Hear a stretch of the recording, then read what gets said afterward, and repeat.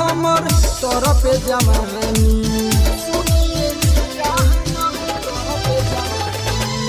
सुनिए जीजा हमर तरफ जवानी कहे नहीं बतिया के रउआ बुझतानी ढोरी में डालब रंगवा मिलल बाटे मौका आसो के होलियो में चोलियो रंगाई रानी न जीजा हम लइका आसो के होलियो में चोलियो रंगाई बानी न जीजा हम लइका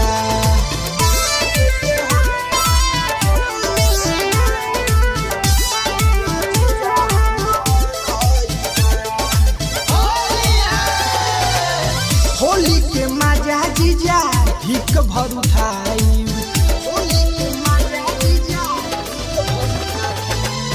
होली के मजा जीजा हिक भर उठाई